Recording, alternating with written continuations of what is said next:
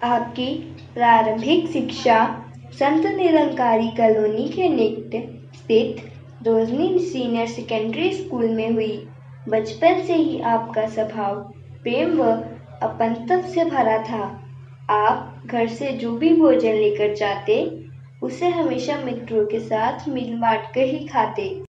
यदि सहपाठी बिना बताए ही आपके टिफिन का भोजन खा लेते तब भी आपके चेहरे पर कोई नाराजगी का भाव नजर नहीं आता था।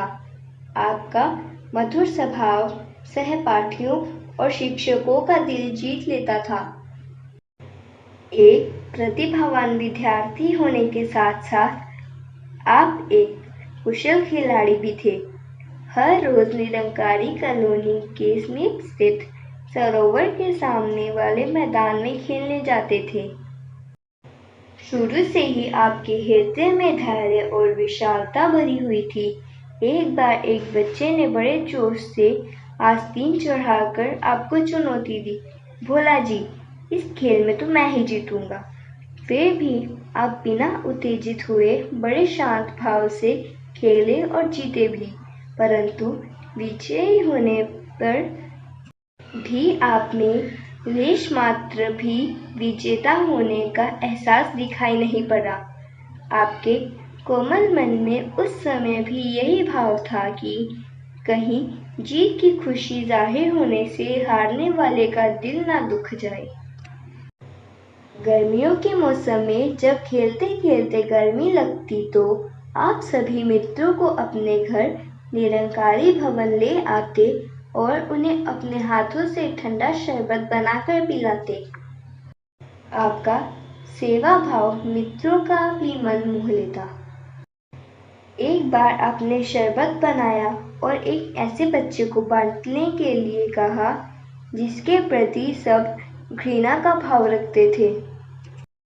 एक क्षण तो सब बच्चे हतप्रभ रह गए, लेकिन भोला जी का अनुसरण करके सबने बिना किसी हिचक के उस बच्चे के हाथ से शरबत पी लिया। भोला जी के सहज में किए इस कर्म से जहाँ बच्चों में भेदभाव की भावना मिटी, वहीं उस बच्चे के मन में आत्मसम्मान की भावना भी जागृत हुई। आपके निवास स्थान संत निरंकारी सत्संग भवन निरंकारी कॉलोनी में प्रतिदिन 2 या 3 बार सत्संग का आयोजन होता था। भोला जी का निर्मल मन इस आध्यात्मिक वातावरण में बहुत अधिक रमता था। आप अन्य बच्चों के साथ संगत के लिए दरिया बिछाना, संगत को पानी पिलाना, संतों के जोड़े चप्पलें सही तरीके से लगाना आदि सेवाओं में खुशी खुशी अपनी रुचि दिखाते। जब आप प्रारंभिक शिक्षा ही ग्रहण कर रहे थे, उसी दौरान शहंशाह बाबा अवतार सिंह जी ने मिशन की बागडोर आपके पिता गुरबचन सिंह जी को सौंप दी और आशीर्वाद दिया कि अब से बाबा गुरबचन सिंह जी एवं राजमाता कुलवंत कौर जी मिलकर सत्य की आवाज को आगे बढ़ाएंगे। शहंशाह जी ने राजमाता जी से निवेदन किया कि आप भी बाबा गुरबचन सिंह जी की कल्याण यात्राओं में साथ रहकर सत्य संदेश पहुंचाने में अपना पूर्ण सहयोग दें। आप इस बात की चिंता ना करें कि आपके बच्चे अभी छोटे हैं। आप मानव कल्याण का काम करें, निरंकार प्रभु आपके काम करेगा। गुरु की आज्ञा को शिरधार्य करते हुए बाबा गुरबचन सिंह जी और राजमाता कुलवंत कौर जी ने स्वयं को मानवता के कल्याण हेतु में समर्पित कर दिया। अब वे निरंकारी मिशन के रहनुमा थे और जन जन के आध्यात्मिक उत्थान की जिम्मेदारी उनके कंधों पर थी। आपके दादा बाबा अवतार सिंह जी सहित समूचा निरंकारी परिवार अब बाबा गुरबचन सिंह जी को सद्गुरु मानकर उनके सम्मुख श्रद्धापूर्वक नतमस्तक होने लगा। आपकी नानी माता सोमावती जी भी बाबा जी के चरण स्पर्श कर विनती करने लगी कि हमसे अपने प्रति दामाद रूप में कभी कोई भूल या अवज्ञा हुई तो आप क्षमा करना। तब से वह अपनी बेटी को भी सद्गुरु की पत्नी होने के कारण गुरु माता के रूप में ही देखने लगी। आप सब भाई बहनों के मन में यह बात बचपन से ही बस चुकी थी कि माता पिता के रिश्ते से पहले सद्गुरु व गुरसिक का रिश्ता होता है, जो हर रिश्ते से बड़ा होता है। शहंशाह जी के आशीर्वाद से निरंकारी राजमाता जी बाबा गुरबचन सिंह जी के साथ कदम से कदम मिलाकर मिशन के प्रचार प्रसार के कार्यों में अपना पूरा सहयोग देने लगी। आपकी नानी माता सोमावती जी भी कुछ अन्य सेवादारों को साथ लेकर आप भाई बहनों की देखभाल करने लगी। एक बार 4 माह की लंबी कल्याण यात्रा पर जाने से पहले राजमाता जी के मन में विचार आया कि अब हम इतने लंबे समय तक बच्चों से दूर रहेंगे। तब बाबा गुरबचन सिंह जी ने उनके मन की बात को नापकर तुरंत कहा, अब ये सिर्फ 5 बच्चे ही आपका परिवार नहीं है, सारी संगत ही आपका परिवार है। आपकी बहन निरंजन जी के अनुसार यद्यपि अनेक अवसरों पर हम भाई बहन माता पिता से दूर रहे, किंतु बाबा जी और राजमाता जी का जितना भी कीमती समय हमें मिलता, वह हमारे लिए बहुत अनमोल और लाभदायक होता। सन 1963 से सन 1969 तक लगभग 6 वर्ष का समय आपके लिए जहां घर से दूर रहकर पटियाला में शिक्षा प्राप्त करने का रहा, वहीं यह समय सांसारिक जीवन की ठोस सच्चाइयों से परिचित होने का भी रहा। दिनांक 11 फरवरी 1963 को भोला जी का दाखिला याद बिंद्रा पब्लिक स्कूल पटियाला पंजाब में करवाया गया। स्कूल के रजिस्टर में आपका नाम हरदेव सिंह सेठ दर्ज होने के कारण आपके सहपाठी व अध्यापकगण आपको सेठ जी कहकर पुकारते। उन दिनों हरदेव जी स्कूल के हॉस्टल महिंद्रा हाउस में रहा करते थे। हॉस्टल में रहने वाले कर्मचारी हो या सहपाठी, आपका व्यवहार सभी के प्रति प्रेम व करुणा से भरा था। यदि कोई विद्यार्थी हॉस्टल में बीमार पड़ जाता तो आप उनकी देखभाल में जुट जाते। आवश्यकता पड़ने पर किसी को अपने वस्त्र भी पहनने को दे देते, लेकिन आप हर जरूरतमंद की मदद हमेशा खामोश रहकर कुछ इस तरह करते कि कहीं उसके आत्मसम्मान को ठेस न पहुंचे। धीरे धीरे स्कूल में आप सबके लिए उदारता और सौहार्द की एक मिलास बन गए। अक्सर हॉस्टल में राजमाता जी का प्यार दुलार भरा पत्र आता। उन पत्रों में वह जहां आपके पढ़ाई व सेहत का हालचाल पूछती, वहीं गुरमत से भरी शिक्षाएं भी देती रहती। उनके भक्ति भाव से भरे पत्रों के आरंभ में आपके पावन चरणों में धन निरंकार और अंत में आपकी चरण धूल बुल्लनहार कुलवंत लिखा होता। आपकी माताजी के पत्रों से जिन नैतिक मूल्यों की शिक्षा आपको मिली, वह आपके कोमल मन में निरंतर अंकित होती रही।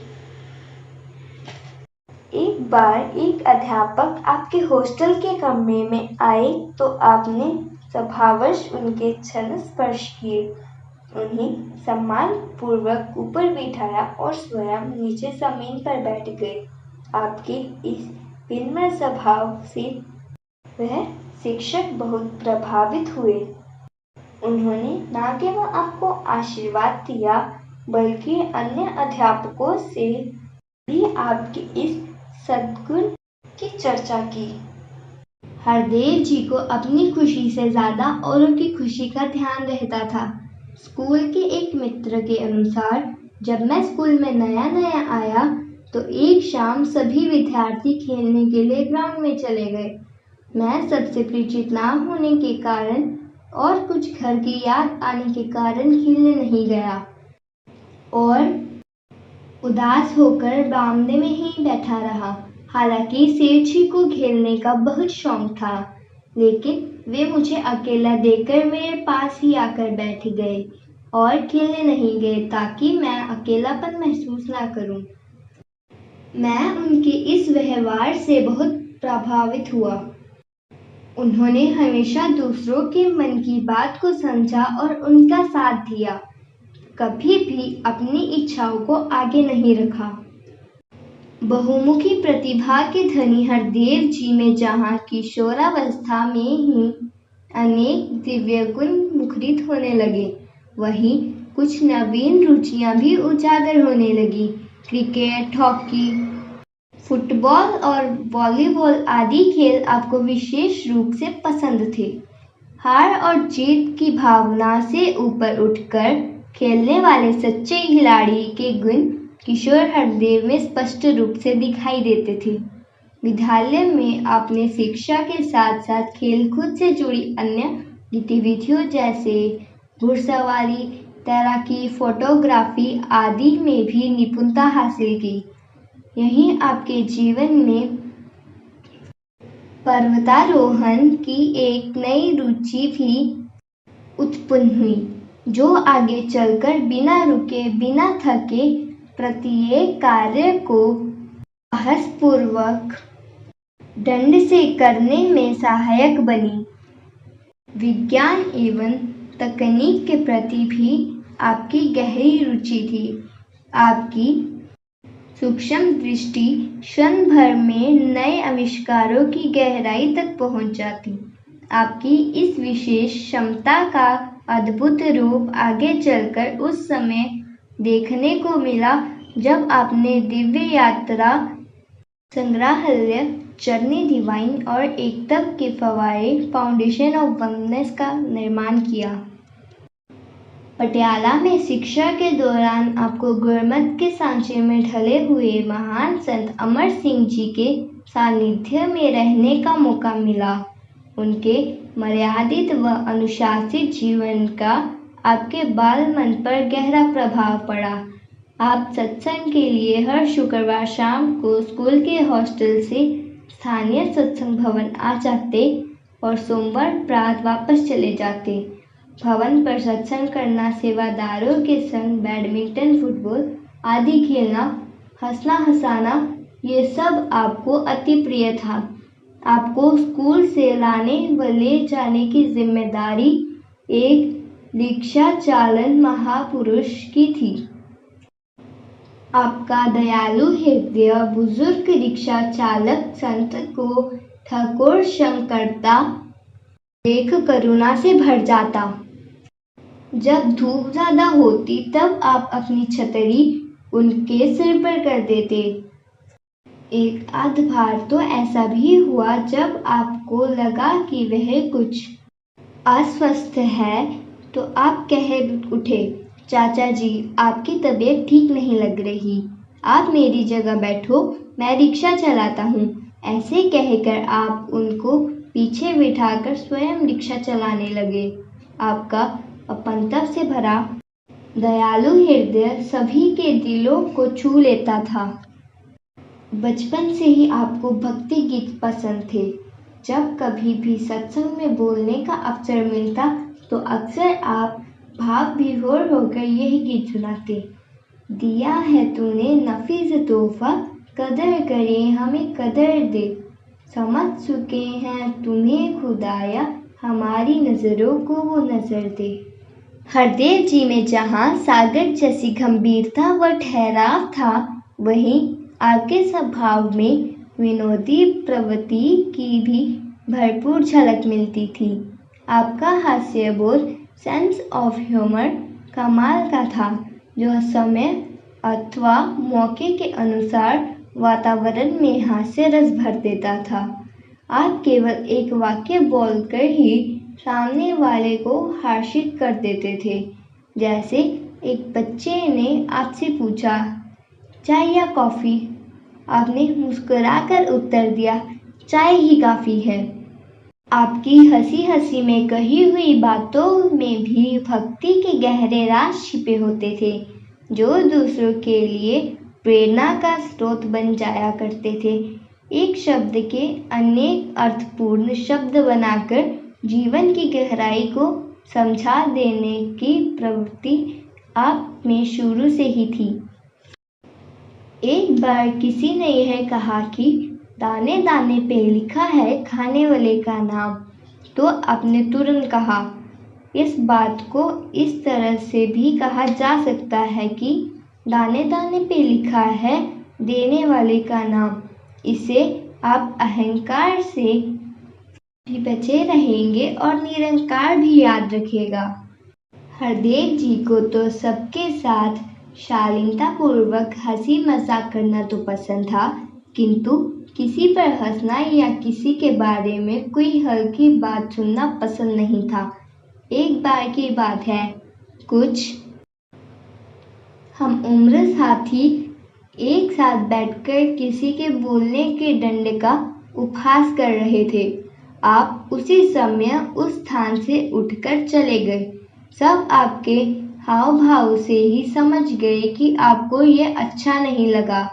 इस तरह बिना बोले ही आप बहुत सी नेक शिक्षाएं दे दिया करते थे। निरंकार सद्गुरु पर आपका विश्वास उलट था। आप सबसे बड़ा सहारा निरंकार प्रभु को ही मानते थे। एक बार बहन जगजीत जी की तबीयत ठीक न होने के कारण वह अचेत सी हो गई।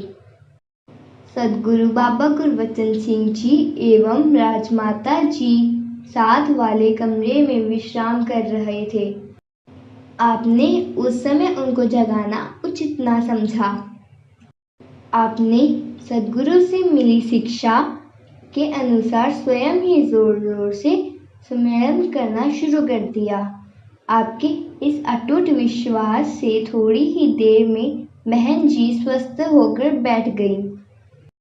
एक आदर्श भाई की जिम्मेदारी आप बड़ी कुशलता से निभाते।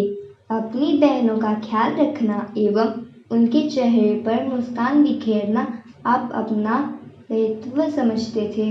अक्सर बहनों को प्रसन्न करने के लिए उनके नामों पर गीत रच देते और मेज को ढोलक की तरह बजाकर गाकर सुना भी देते। आपने परिवार के हर सदस्य का एक प्यारा सा उपनाम भी रखा हुआ था। बहनों के हृदय में भी अपने भाई के लिए अत्यधिक स्नेह व सम्मान था। आपकी कर्तव्य निष्ठा का स्मरण करते हुए बहन मोहिनी जी ने बताया, एक बार हम सब कहीं बाहर घूमने गए तो मेरी तबीयत खराब होने के कारण मैं गाड़ी में ही सो गई और 1 घंटे बाद जब सोकर उठी तो मैंने देखा कि वीर जी गाड़ी के बाहर ही खड़े थे। मेरे पूछने पर उन्होंने बताया कि बाकी सब लोग साइकिलिंग के लिए चले गए थे, लेकिन आप अकेली थी, इसलिए बाहर ही खड़ा रहा। हर किसी की ज़रूरत को बिना बोले समझ लेना, सबका अच्छे से ख्याल रखना और सबके रिश्ते निभाना आपके स्वभाव में शामिल था। आप एक आदर्श एवं पूर्ण गुरसिख थे। इसका प्रमाण उस समय भी देखने को मिला जब एक बार दिल्ली में वार्षिक संत समागम के दौरान समागम ग्राउंड में आप सेवा कर रहे थे। तभी आपको पता चला कि बाबा गुरबचन सिंह जी और राजमाता जी समागम ग्राउंड में दर्शन देने आए हैं और अपने रिहायशी टेंट में हैं। यह सुनकर आपने भी बाबा जी से मिलना चाहा। एक सेवादार महापुरुष ने, जो आपको नहीं पहचानता था, आपको अंदर जाने से रोक दिया। उसकी बात मानकर आप वहीं खड़े हो गए। आप चाहते तो अपना परिचय देकर जा सकते थे, परंतु आपने ऐसा नहीं किया और उनका वचन मानकर गुरमत की मर्यादा का पालन किया। आपकी विनम्रता को देखकर ऐसा लगता था मानो आपके जीवन का ध्येय न केवल सद्गुरु की आज्ञा का पालन है, बल्कि हर संत के वचन को सत्वचन कर मानना है। बाबा गुरबचन सिंह जी के साथ कई बार आपको स्कूल की छुट्टियों में कल्याण यात्राओं पर जाने व सेवा करने का मौका मिल जाता था। एक आदर्श पिता के भांति बाबा गुरबचन सिंह जी समय की पाबंदी और पल पल के सदुपयोग के प्रति भी बच्चों को जागरूक करते रहते थे। एक बार आपको हॉस्टल से दिल्ली घर पहुंचते पहुंचते रात हो गई और आप सुबह देर तक सोते रहे। जागने के बाद बाबा गुरबचन सिंह जी ने आपको प्यार से समझाते हुए कहा, आप हॉस्टल की तरह यहाँ भी कोशिश करके सुबह 5:30 बजे उठ जाया करें। आपके लिए यहाँ कई प्रकार की सेवाएं सोची होती हैं। सहज में कही हुई इस बात का आप पर बहुत गहरा प्रभाव पड़ा। तब से आप प्रतिदिन सुबह 5:30 बजे उठने लगे, भले ही रात को कितनी ही देर से क्यों न सोए हों। आपने हमेशा सद्गुरु की आज्ञा का सर्वोपरि रखा और सद्गुरु के हर आदेश को जीवन का अभिन्न अंग बनाया। आपके पिता बाबा गुरबचन सिंह जी का सिखाने का ढंग बड़ा निराला था। वे घर गृहस्थी के कामों को भी सेवा समझकर करने की सीख देते थे। उनकी सदैव यही चेष्टा रहती थी, बच्चों को आत्मनिर्भर व कर्मठ बनाया जाए और उन्हें अनावश्यक सुख सुविधाएं देने में संचोक किया जाए, ताकि वे आने वाले जीवन में हर प्रकार की परिस्थिति का सामना कर सकें। इसके लिए वे बच्चों को अपने कामकाज खुद करने के लिए प्रेरित करते। इतना ही नहीं, रेलगाड़ी के भी साधारण डिब्बों में यात्रा करने के लिए प्रोत्साहित करते। एक बार हरदेव जी स्कूल की गर्मी की छुट्टियां बिताकर दिल्ली से वापस पटियाला जा रहे थे। आपको हॉस्टल तक पहुंचाकर आने की सेवा एक महात्मा को सौंपी गई। बड़ी मुश्किल से एक पुरानी गाड़ी से वे रेलवे स्टेशन पहुंचे। स्टेशन से फिर भीड़ भरी ट्रेन में चढ़कर किसी तरह राजपुरा पहुंचे। राजपुरा में बस में कोई सीट ना मिलने के कारण बस के दरवाजे पर ही खड़े रहकर पटियाला पहुंचे।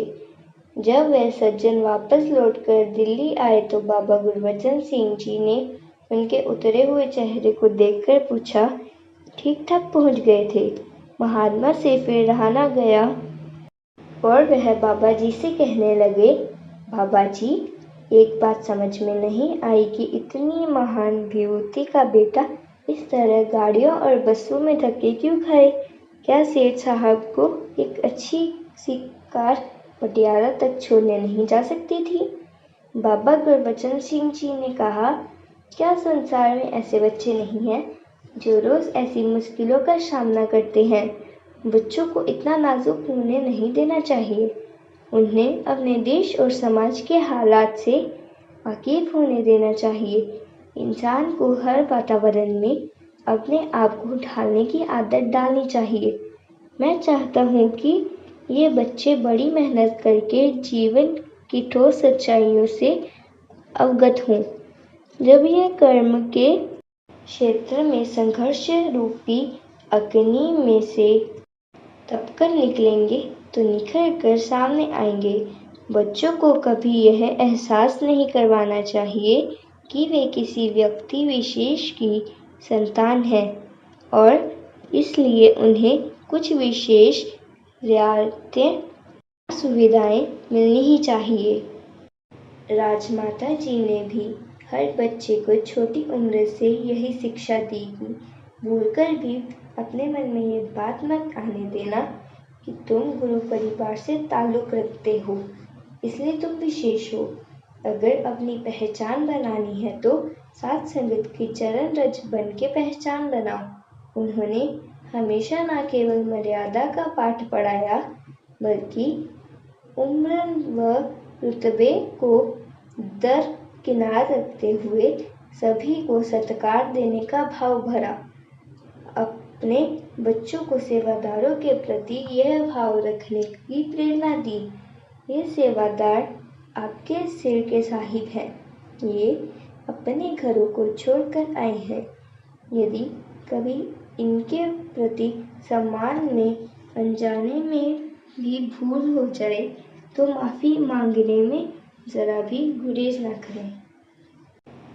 जिस नौजवान को बचपन से ही कठिन परिश्रम करके सादगी और नम्रता से भरा मर्यादित जीवन जीने की शिक्षा मिली हो, वह निश्चित रूप से जीवन के हर उतार चढ़ाव में एक रस और सहज रह सकता है।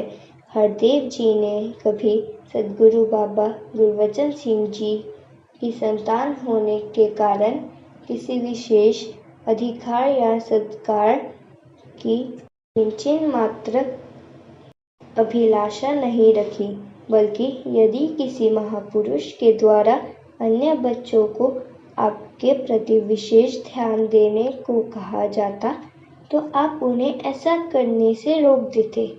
एक बार एक ज्ञान प्रचारक महात्मा आपसे मिलने के लिए यादविंदर स्कूल गए और आपके चरणों पर शीश रखकर नमस्कार की तो आपके मुख से सहज ही निकल पड़ा, भाई साहब जी, आप ऐसे ना किया करें। आप तो ज्ञान प्रचारक भी हैं, दास तो कुछ भी नहीं है। सरल हृदय होने के नाते आपको मान सम्मान से दूर साधारण गुरसिक के रूप में स्वयं को पेश करना अति प्रिय लगता था। 17 सितंबर 1969 को शहंशाह बाबा अवतार सिंह जी के भ्रमलीन होने के कुछ समय पश्चात आप दिल्ली आ गए और आगे की पढ़ाई के लिए air force senior secondary school Delhi में दाखिला लिया। गुरमत की शिक्षाओं को किशोर हरदेव अपने मन में ही नहीं, जीवन में भी उतारते रहे। उच्च शिक्षा के लिए आपने दिल्ली विश्वविद्यालय को माध्यम बनाया।